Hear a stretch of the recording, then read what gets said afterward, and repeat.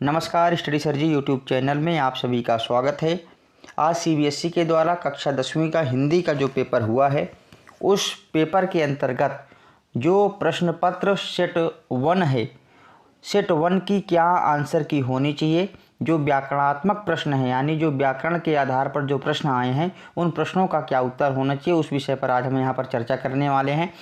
तो आइए हम लोग शुरू करते हैं। सबसे पहले प्रश्न संख्या 1, जैसे कि आप यहाँ पर देख रहे हो प्रश्न संख्या 1, जो कि एक पैराग्राफ है और इस पैराग्राफ को पढ़ करके आप जो है यहाँ पर आंसर आपको देना है। तो सबसे पहले जैसे कि आप देख पा रहे हो प्रश्न संख्या 1 के अंतर्गत जो पहला प्रश्न है, किसी भी देश के आधारभूत विकास के लिए क्या आवश्यक है। इस प्रश्न में जो आपको उत्तर देना है डी, मातृभाषा में शिक्षा का विस्तार होना। इस प्रकार आप जो है इस प्रश्न का उत्तर दे सकते हैं। आइए दूसरे प्रश्न की चर्चा करते हैं। दूसरे प्रश्न में कहा गया है कि स्वास्थ्य और चिकित्सा की दृष्टि से कौन से देश अच्छी स्थिति में है। तो इस प्रश्न का आप उत्तर लगा सकते हैं ए, यानी कि मातृभाषा में चिकित्सीय शिक्षा देने वाले देश। तो इस प्रकार दो प्रश्न हो गए। आइए तीसरे प्रश्न की चर्चा करते हैं। तीसरे प्रश्न में कहा गया है कि भारत में क्षेत्रीय भाषाओं के अपेक्षाकृत कम विकसित होने के क्या कारण है। इस प्रश्न का आपको उत्तर देना है बी, यानी अंग्रेजी भाषा का वर्चस्व। चौथा प्रश्न है, मातृभाषा में शिक्षा प्राप्त करना आसान होता है, इस कथन के पक्ष में निम्नलिखित में से कौन से तर्क सही हैं। इसका आपको उत्तर देना है तर्क 1 सही है, यानी ए आपको टिक करना है, 1 सही है। आइए इस प्रश्न के आधार पर जो पांचवा प्रश्न है उस प्रश्न का उत्तर हम लोग देखते हैं कि कथन और कारण को पढ़ करके उपयुक्त विकल्प आपको यहाँ पर चुनना है। इस प्रश्न के उत्तर में आप लिखेंगे सी, कथन सही है और कारण कथन की सही व्याख्या है। इस प्रकार आपका प्रश्न संख्या 1 पूरा हुआ। आइए अब प्रश्न संख्या 2 करते हैं। प्रश्न संख्या 2 में एक काव्यांश दिया गया है, इस काव्यांश को पढ़ना है और उसके आधार पर आपको जो है उत्तर देने हैं। तो सबसे पहले आप यहाँ पर देखिए प्रश्न संख्या 1 में कहा गया है कि अपने आप से लड़ने का क्या अभिप्राय है। इस प्रश्न के उत्तर में आप लिखोगे कि अपने भीतर उठे अंतर्द्वंद से लड़ना, ये इसका यहाँ पर सही आंसर हो सकता है।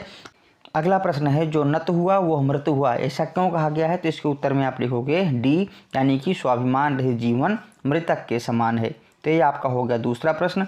अगला प्रश्न है कि काव्यांश का क्या संदेश है, यानी इस काव्यांश में क्या संदेश दिया गया है, ये आपको बताना है। तो आपको बताना है कि कैसी भी कठिन परिस्थिति हो उससे हार ना मानना, यानी काव्यांश का क्या संदेश है काव्यांश का, कि हमें किसी भी परिस्थिति में हार नहीं मानना है।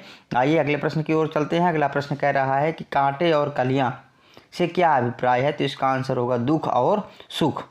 आइए अगले प्रश्न को देखते हैं। अगले प्रश्न में कहा गया है कि कथन और कारण पर विचार करते हुए सही विकल्प चुन करके लिखिए। तो इसका उत्तर होगा कथन और कारण दोनों ही गलत हैं। इस प्रकार जिन बच्चों ने आंसर दिया है उसका आंसर सही होगा। आइए अगले प्रश्न पर विचार करते हैं। तो सबसे पहले प्रश्न संख्या 3 का जो पहला प्रश्न है, जब बाबूजी रामायण का पाठ करते तब हम उनकी बगल में बैठे रहते, इस वाक्य में संयुक्त वाक्य क्या होगा। इसका उत्तर आपको लिखना है बाबूजी रामायण का पाठ करते और हम उनकी बगल में बैठे रहते। तो इस प्रकार आपको इसका आंसर लिखना था। अगला प्रश्न है दूसरा, माँ थाली में दही भात शांति और बनावटी नाम से कौर बना करके खिलाती जाती, इस वाक्य को हमें सरल वाक्य में बदलना है। तो इसका उत्तर होगा सी, माँ थाली में दही भात सान करके बनावटी नाम से और बना करके खिलाती जाती। आइए अगले प्रश्न पर चर्चा करते हैं। अगला प्रश्न है कि निम्नलिखित वाक्यों में से मिश्र वाक्य पहचान करके नीचे दिए गए विकल्पों में से सर्वाधिक उपयुक्त उत्तर वाला विकल्प चुनिए। तो इसके उत्तर में आप लिखना है डी, यानी 1 और 2 आपके जो है सही आंसर है। आइए आगे देखते हैं। प्रश्न संख्या जो चौथा है इसका, निम्नलिखित वाक्यों में से सरल वाक्य का उदाहरण कौन सा है। तो इसका आंसर आपको लगाना है बी, वहाँ जल संचय का उचित प्रबंध है। इस प्रकार आपका चौथा भी हो गया। आइए इसका अगला प्रश्न करते हैं, पांचवा, जिसमें कहा गया है कि 2 स्तंभ दिए गए हैं, दोनों स्तंभों में से जो उचित आंसर है वो आपको लगाना है।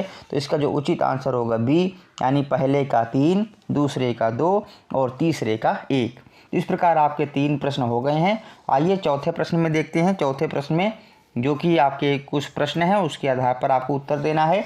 लेखक ने अपने तर्कों से उनकी दलीलों का खंडन किया। इस वाक्य में कौन सा वाक्य है, तो आपको वाक्य बताना है। इसमें जो है कर्तृवाच्य है। कौन सा वाक्य बच्चों? कर्तृवाच्य है।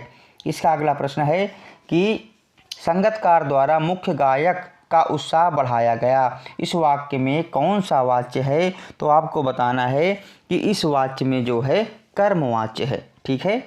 अगला प्रश्न है, कवि ने श्री कृष्ण के रूप सौंदर्य का वर्णन किया। इसमें कर्मवाच्य आपको बताना है और उसमें जो कर्मवाच्य है कवि के द्वारा श्री कृष्ण के रूप सौंदर्य का वर्णन किया गया।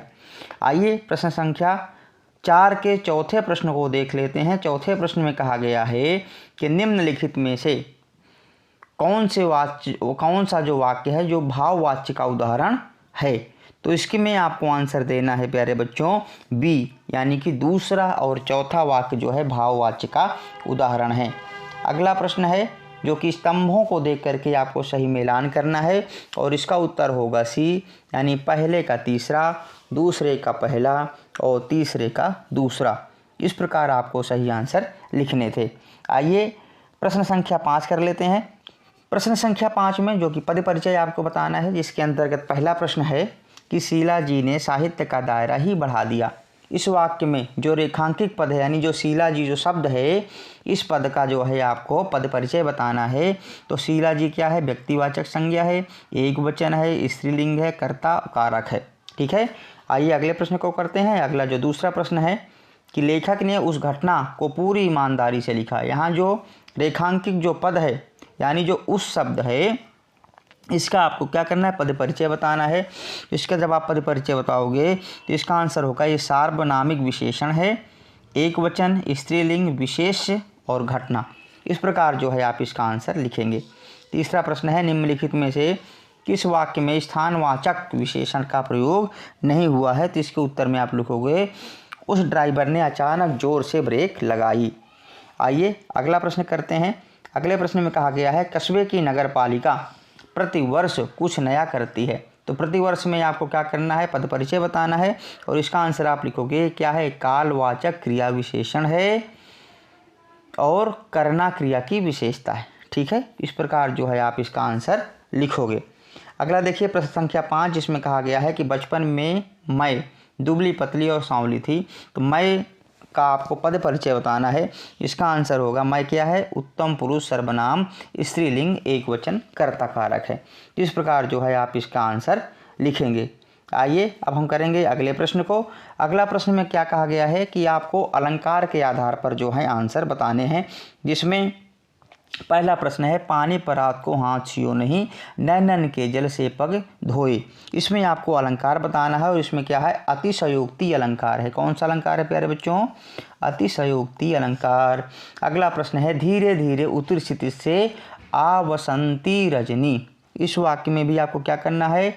अलंकार बताना है। तो इसमें अलंकार कौन सा है? मानवीयकरण अलंकार। अगला प्रश्न है विद्या धन उद्यम बिना कहाऊँ जु पावे कौन, बिना डुलाए ना डुले ज्यों पंखा की पौन। तो इसमें आपको आंसर बताना है। देखिए इसमें एक शब्द आया है ज्यों, जिसके आधार पर इसका उत्तर लिखेंगे उत्प्रेक्षा अलंकार। अगला प्रश्न है चौथा, जो कि मृदु मिट्टी के हैं बने हुए मधु घट फूटा ही करते हैं। इसमें आपको आंसर बताना है। तो इसका आंसर क्या होगा? श्लेष अलंकार। ठीक है। अगला प्रश्न है निम्नलिखित काव्य पंक्तियों में से कौन सी पंक्ति अतिशयोक्ति अलंकार का उदाहरण है? तो आप लिखोगे वह दौड़ रहा अरिमस्तक पर, वह आसमान का घोड़ा था। इस प्रकार जो है आप इस प्रश्न का उत्तर लिखेंगे। आइए प्रश्न संख्या 7 करते हैं, जिसमें कि एक पठित पद्यांश है। इसके आधार पर आपको उत्तर देना है। जिसमें पहला प्रश्न है नाथ संबुधन भंज निहारा, हुई है को एक दास तुम्हारा। इस पंक्ति में राम जी के किस चरित्र की विशेषता प्रकट की है? तो आप इसका जो है आंसर लगाओगे विनम्रता की। किसकी? विनम्रता की। ठीक है। आइए अगले प्रश्न को करते हैं। अगले प्रश्न में कहा गया है कि परशुराम ने शिव धनुष तोड़ने वाले को क्या चेतावनी दी है? जिसका आंसर आप लगाओगे सहस्त्रबाहु के समान उसे अपना जो है शत्रु समझने की जो है चेतावनी दी है। अगला प्रश्न है ना मारे जई हैं सब राजा। ये कथन परशुराम का उदाहरण है। किसका उदाहरण है? तो आप लिखोगे ये उनके अहंकार का जो है उदाहरण है। ठीक है, इस प्रकार जो है आप इसका आंसर करोगे। अगला आंसर है सेवक किसे कहा गया है, तो आप बताओगे सेवक जो है सेवा करने वाले को यहाँ पर कहा गया है। और 5वां जो प्रश्न है कि परशुराम की धनुष पर ममता होने का क्या कारण है, तो इसका आंसर लगोगे उनके आराध्य शिव जी का धनुष था, इसलिए जो है अधिक जो है लगाव था। तो आइए प्रश्न संख्या 9 करते हैं। प्रश्न संख्या 9 जो कि आपके पाठ्य पुस्तक से लिया गया एक गद्यांश है, इसके आधार पर आपको उत्तर देना है। जिसमें पहला प्रश्न है बंद करो इस मन्नू का घर से निकलना।